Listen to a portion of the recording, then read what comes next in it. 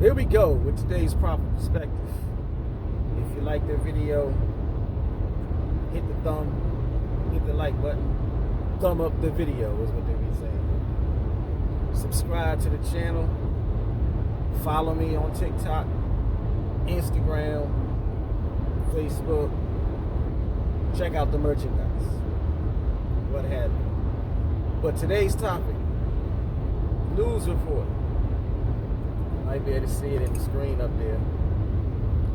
So now they are encouraging healthcare workers, doctors and so on, to start calling a woman's vagina something other than a woman's vagina. Calling it an extra hole.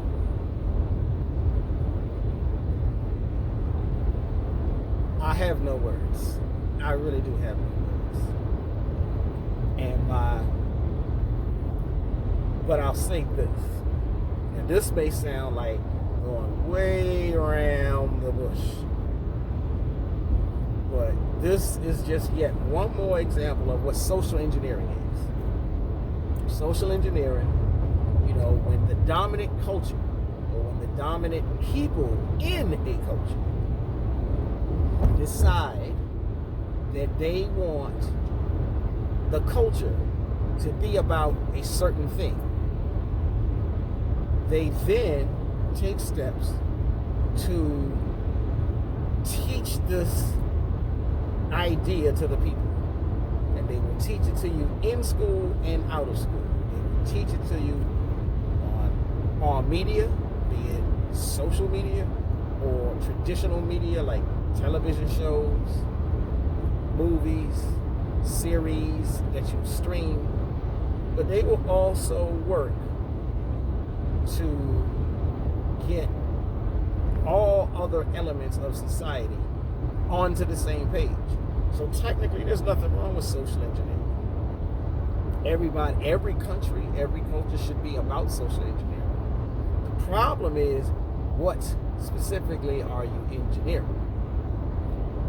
And so, this is not about being anti-trans or anti-gay or anti any lifestyle that is considered alternative but should be accepted as a person's right to live it.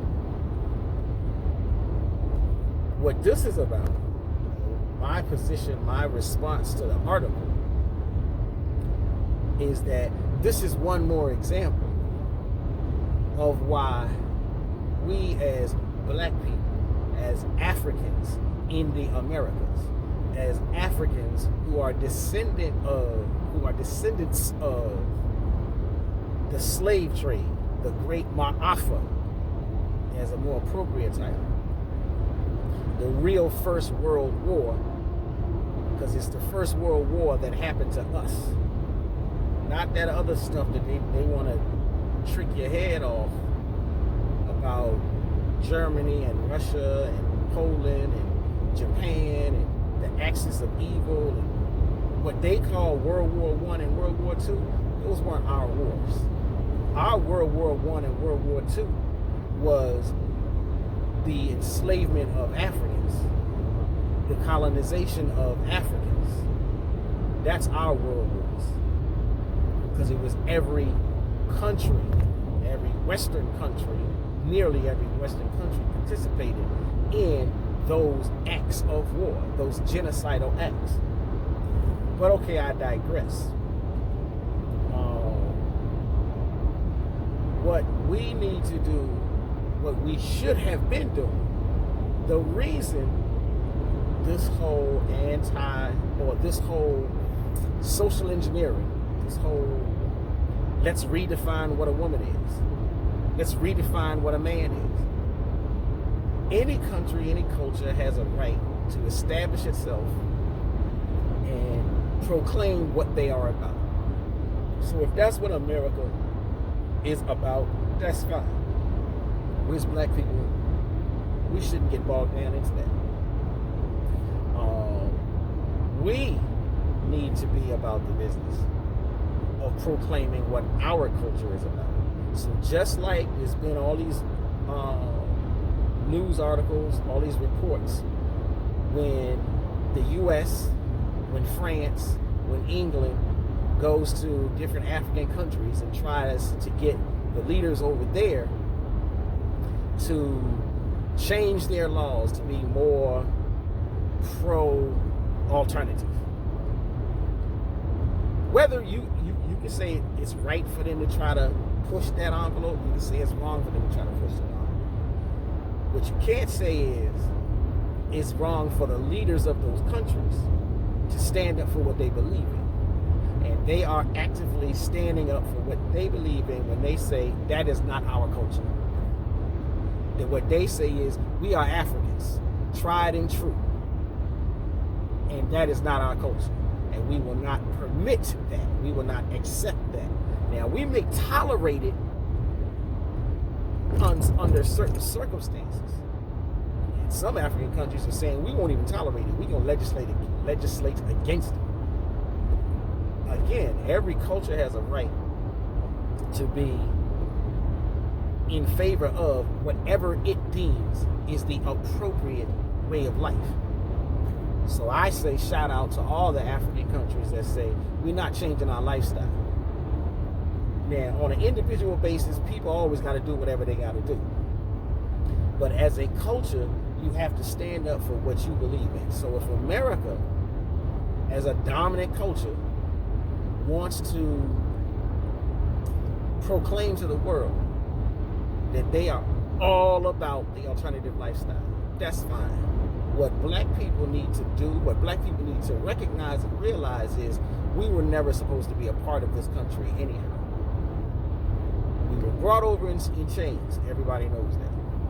We fought for our freedom. But when we fought for our freedom, the freedom our ancestors desired and fought for was not assimilation into. The freedom our ancestors fought for is all wrapped up in that 40 acres and a mule. When you look at the 40 acres and a mule piece, you see our ancestors requested, because the question was put to them as the cherry on top, so to speak, to make all of this manumission, to make the Emancipation Proclamation a real thing for you in your everyday lives. What is it that you want and need? Our ancestors overwhelmingly said, we want separation from the rest of the country. 40 acres and a mule, when you look at it and study it, 40 acres and a mule wasn't a private... Watch out, vehicle on shoulder ahead. 40 acres and a mule was not a private gift, so to speak.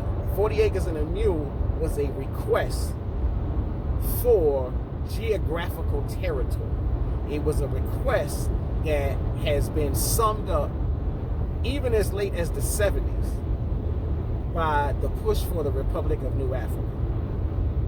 So if you never heard of it, if you have heard of it, cool. If you haven't heard of it, the Republic of New Africa was a campaign by black leaders, again, more of our elders and some of our ancestors from even more recent times, who said, none of this assimilation has worked. We didn't request assimilation. And even though some of our elders and some of our ancestors have made it a big deal to be all about assimilation, one, it was not the original request. Two, it has not worked. We need to go back to the original request. And I know people are going to be like, that's impossible. That's pie in the sky. You're living in a fantasy. That's not realistic. Anything is realistic if you push towards it, if you fight for it. And to proof positive of that is that 20 years ago, people would have said, accepting homosexuality, they would have said, that's not realistic. That's impossible. That's pie in the sky. Nobody's going to accept, nobody's going to tolerate homosexuality. Nobody's going to tolerate gay men, gay women. Nobody's going to tolerate transgenders. 20 years ago, 30 years ago, 40 years ago, it was all pie in the sky. Through social engineering, that lifestyle has become the norm. Well, even if it isn't fully accepted as the norm, it is fastly becoming the norm. And that's why you see so many people up in arms trying to talk about it. Whether you're in favor of it or not, doesn't matter to me. The point is, social engineering is the tool to make even the most loftiest of goals a reality. Again, 50 years ago, 60 years ago, no one ever would have imagined. 100 years ago, no one ever would have imagined that there would be the acceptance of the quote-unquote homosexual lifestyle at all, let alone to the point of people being allowed to, encouraged to, supported, not only just as a homosexual, so to speak, but to be homosexual or transgender or anything of the alphabet soup. But to have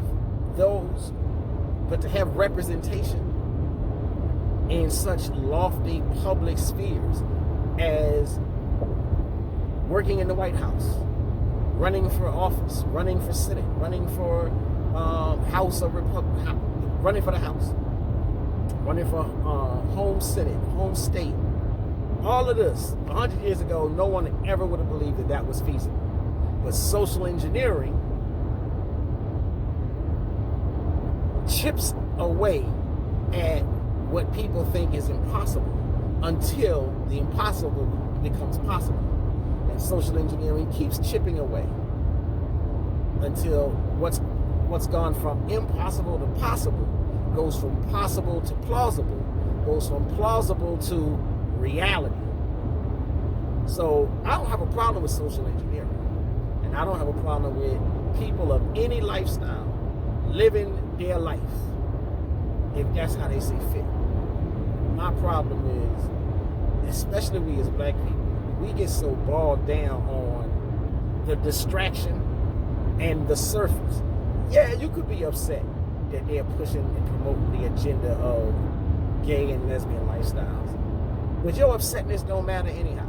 They're gonna still push it. If you don't like it, what you should realize is this is America. This is what America is. This is what America is about. This is what America wants to be about. If you don't want to be a part of that culture, then why don't you fight to have your own? We should be fighting to have our own country, the Republic of New Africa, where we would have our own president, our own White House, our own Senate, our own